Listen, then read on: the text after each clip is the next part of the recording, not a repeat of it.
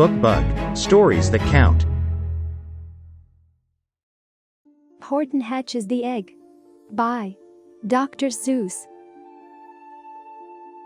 Sighed Mayzie, a lazy bird hatching an egg. I'm tired and I'm bored, and I've kinks in my leg from just sitting here day after day.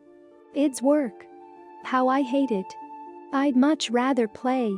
I'd take a vacation, fly off for a rest. If I could find someone to sit on my nest. If I could find someone, I'd fly away free. Then Horton, the elephant, passed by her tree. "Hello," called the lazy bird, smiling her best, "you've got nothing to do, and I do need a rest. Would you like to sit on the egg in my nest?" The elephant laughed. "Why, of all silly things.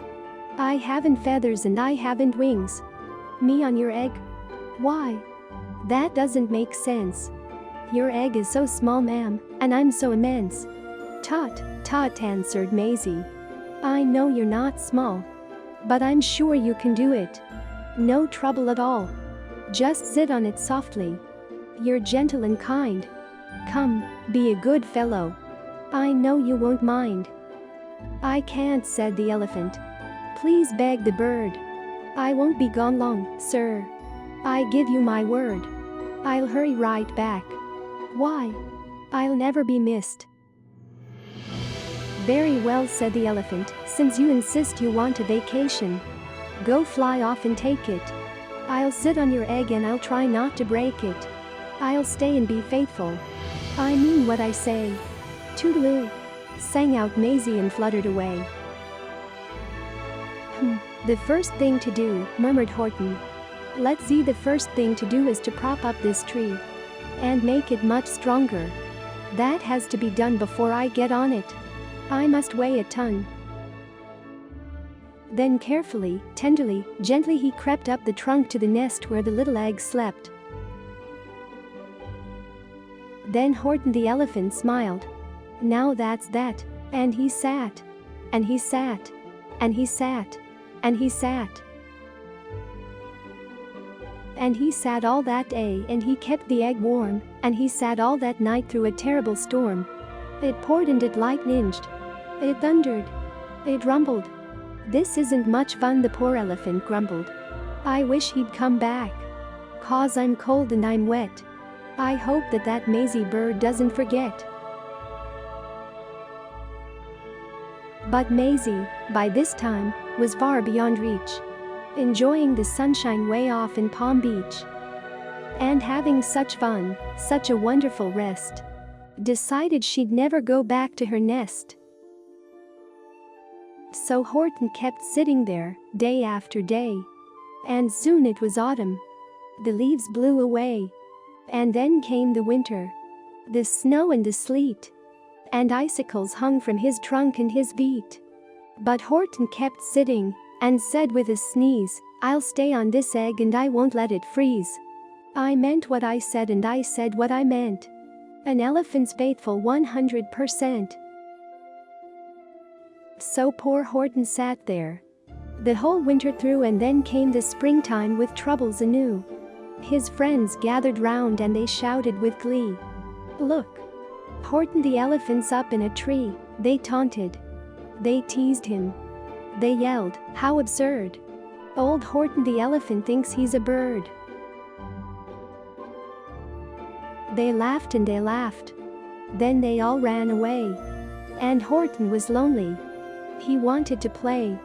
But he sat on the egg and continued to say, "I meant what I said, and I said what I meant. An elephant's faithful 100%. No matter what happens, this egg must be tended." But poor Horton's troubles were far, far from ended. For, while Horton sat there so faithful, so kind, 3 hunters came sneaking up softly behind. He heard the men's footsteps. He turned with a start. 3 rifles were aiming right straight at his heart. Did he run? He did not. Horton stayed on that nest. He held his head high and he threw out his chest. And he looked at the hunters as much as to say, "Shoot if you must, but I won't run away. I meant what I said, and I said what I meant." An elephant's faithful 100%. But the men didn't shoot. Much to Horton's surprise, they dropped their 3 guns and they stared with wide eyes. "Look!" they all shouted, "can such a thing be? An elephant sitting on top of a tree. It's strange. It's amazing. It's wonderful. No. Don't shoot him. We'll catch him. That's just what we'll do. Let's take him alive. Why, he's terribly funny. We'll sell him back home to a circus for money." And the first thing he knew, they had built a big wagon with ropes on the front for the pullers to drag on. They dug up his tree, and they put it inside, with Horton so sad that he practically cried. "We're off," the men shouted. And off they all went with Horton unhappy, 100%. Up out of the jungle. Up into the sky. Up over the mountains 10,000 feet high. Then down the mountains and down to the sea. Went the cart with the elephant. Egg, nest, and tree. Then out of the wagon, and onto a ship. Out over the ocean, and oh, what a trip! Rolling and tossing, and splashed with the spray. And Horton said, day after day after day, "I meant what I said, and I said what I meant. But oh, am I seasick? 100%. After bobbing around for 2 weeks like a cork, they landed at last in the town of New York. All ashore, the men shouted, and down with a lurch went Horton the elephant. Still on his perch, tied onto a board that could just scarcely hold him. Bump! Horton landed. And then the men sold him. Sold to a circus.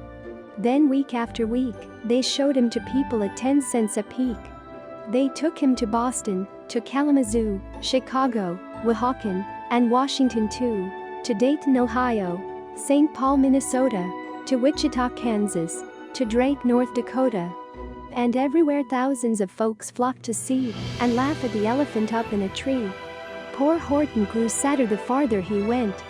But he sat as he sat in the hot, noisy tent. "I meant what I said, and I said what I meant." An elephant's faithful. 100%.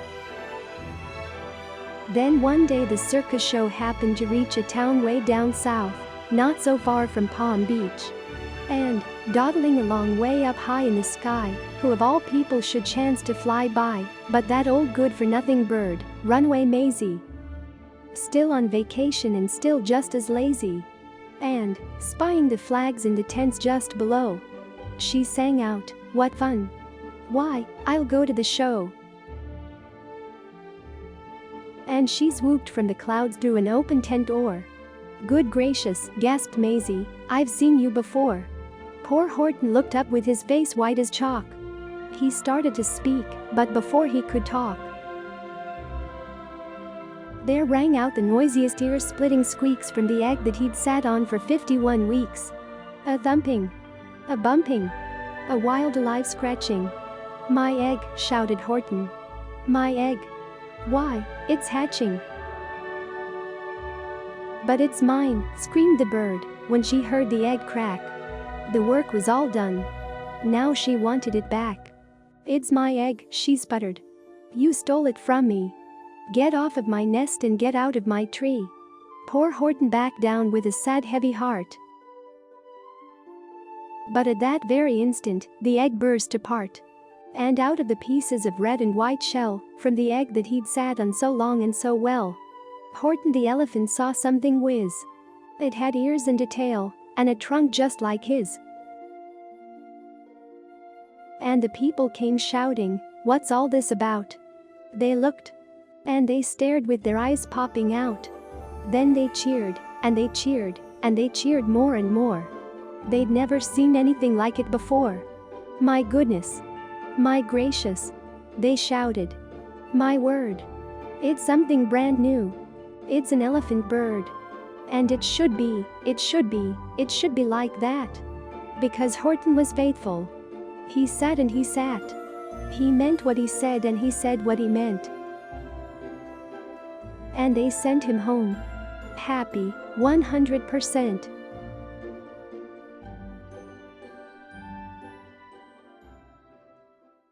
Stories that count. Subscribe now for more.